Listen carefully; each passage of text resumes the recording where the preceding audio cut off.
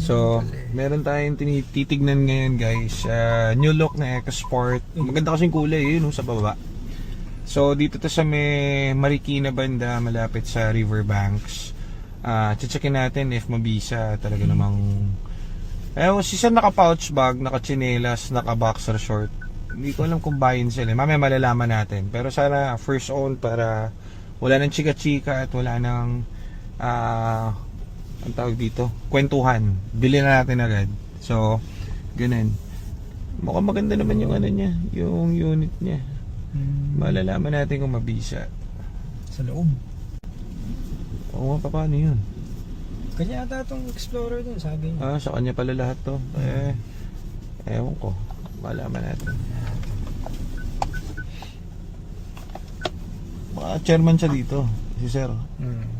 Ang chairman yung datingan ni sir mo ang chairman. Tagin ko, pagbaba, chairman. Chairman, susumban sana ako chairman Tingnan natin. Gagawin. Ano pala? Ayan, uunat po na tayo siyempre.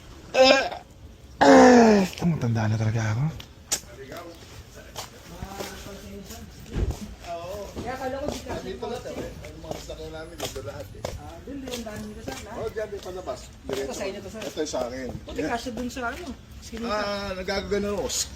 Practice lang. Practice lang. Dati inano ko to, pinili ko puta na kaano. Gasgas sir. Hindi gas natupi. Buti maliit lang. Pinuwersa ko. Oo. Kaya pag ano na ako. Ito sir, ba't binibenta sir? Alin? Ba't po binibenta na? Ito? Mm-mm. Sobrang dami. Sa tatlo. Top na kotse niyo sir. Sa inyo lahat to. Kaya pati yung luma, binibenta ko nga 200. CRB. Hindi. Ano ba yun sir? Mazda. Maganda pa rin to. Tribute. EcoSport. Kasi ito. Scanner pala. Ito 2018. Ito 2017. 18. Ito 2000. Ano yan sir year? 2008. Magandang makina yan. Kaya nga lang, yung luma na body. Pero nilalaban ko pa rin pang nilagay ng mga kung ano-ano ang baggage. Sakayan. Puntang probinsya. Nababiyahin nyo pa sir? Ha? Nababiyahin nyo pa po? Alin? Ito po. Oo! Ginagamit ko pang coding, pang... Saan ko? Lagi ma-scan sir? Huwag na meron itong susi. Ilan pa susi na to sir? Yan, so scanning po tayo ngayon. Meron tayong ganda 2018 to. Pero new look to guys. Turbo EcoBoost, top of the line. 1.0 na EcoSport. Ayan, special color. Ito yung brown, pang top of the line lang to. So scan muna natin. Yun, sunroof, leather seats, and yun, turbo EcoBoost. Yan, ganda. Baba lang 31,000. So first owner daw si sir. Company car pero first owner. Naka-name na kay sir. Kaya yan, syempre, SOP natin, check natin. Yan, tingnan natin kung minor ba to or major. Wala namang naka-code dito. So ganda pa ng body. Actually, yan parang walang parang hindi kang ginagamit mga leather seat. Walang mga bakas ng kahit ano. Dito na sa dashboard, malikabok lang, hindi nagagamit. Kay sir din tong Explorer, gandang modelo. So puro Ford, tatlo kotse ni boss, so nagbabawas lang ng units. Check natin. Ito yung pinagkaiba ng modelong EcoSport dun sa first gen kasi naka touchscreen na. Tas yan, iba na yung panel niya. Pero yung body niya kasi same lang, facelifted na, new look. Ayan, dito same lang. So yun yung mga konting difference. Sa interior, exterior, meron na siyang armrest. Sa first gen kasi wala pa. Storage console box. Ayan. Data. Okay. So dahil hindi nagagamit, parang lang siya. Ayun, vehicle battery. Kaya naglo-lost com yung mga invalid data. So very minor lang. The rest, mga important PCM, computer box, RCM, aircon, so lahat naman green. So very minor lang to. Hindi naman siya yung U3000 na module. Hindi kasi nagagamit ni sir, and kaya 31 lang. Kasi ang reason ni sir, naliliitan siya. Malaking tao si sir, kaya ang gamit niya itong kanyang Explorer na mabisa din, ang ganda pang executive. So, check natin to. Start. One click. So, bago daw mga gulong. November lang pinili. Ganda. Tingnan natin kung saan pa uwi. Yan. So, ito yung engine bay. Check natin.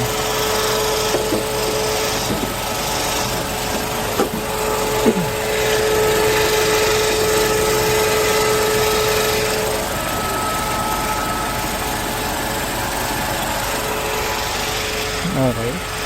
Bago langis, bagong gulong. Kaka-change oil na lang po. Oh. Bago pa naman yung langis.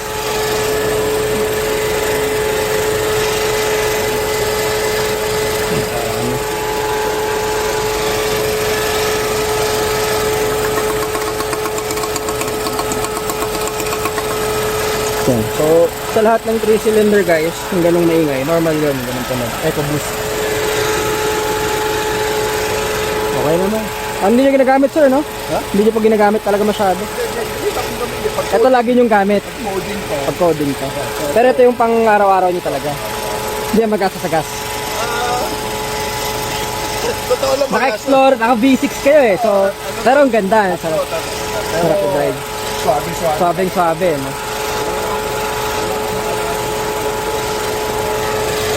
Okay. So, all stock naman. Babalang mileage. Tuesday, coding. Ang issue lang ni sir, mga minor scratches lang sir, no? Nakapark sa labas kasi, no? Mga scratches lang. Maliliit.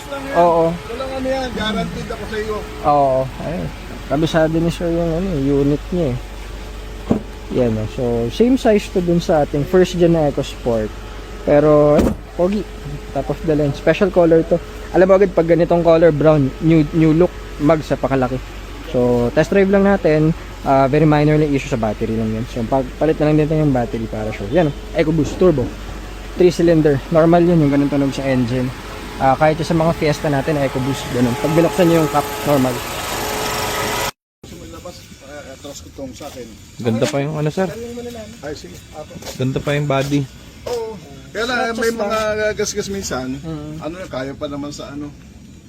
Check muna namin. Oo, sige. Hindi mabari ito sir? Hindi, never, kahit undoy. Ah, Dito nagpuntahan ng tao. parang iba dun sa pula ko. Ito, Ano to eh? ulok to eh. Titanium. Nakapagong titanium. So, syempre, alam niyo na guys, scan mo na.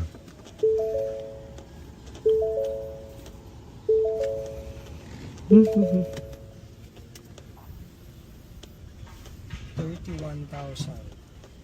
31k mileage. Sarap, sir. Ang bango. Mami nga. Ang bango. May ano, pag-ibig. Bibili ko nga lang ng gulong nito. Bago pa yung gulong, sir. Noong November na eh. Kaya lang ano, Westlake lang. Binili ko. Westlake.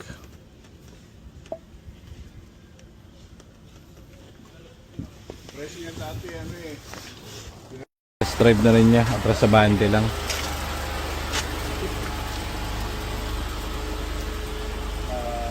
Tuluyan. Oh, ito, ang ganda patunog. Hira ang lang ito. Ganda kasing kulay, sir. May ganyan kami, sir. Pula, saka ano ba isang kulay namin doon? Kaya, Itim, saka pula. Etong brown, di pa kami nagkakaroon.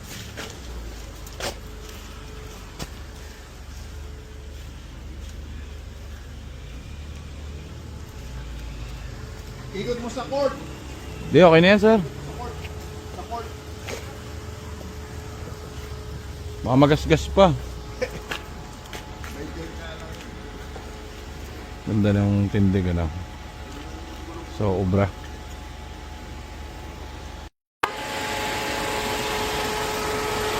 Ay, di natin kailangan test drive.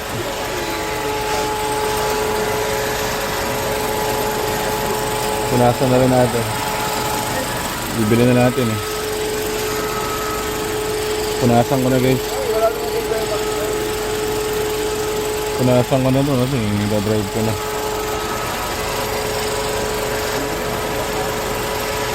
Oo nga ho. Ganun lang. Bonus lang.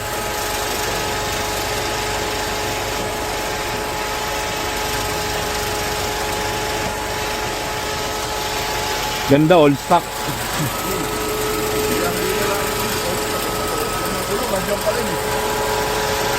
So, gulong pa lang ang napapapalitan nito. Very good.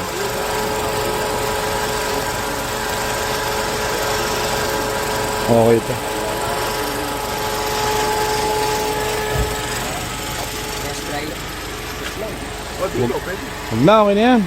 Wala na may error sa Wala. translation. Guaranteed yan. Guaranteed daw eh.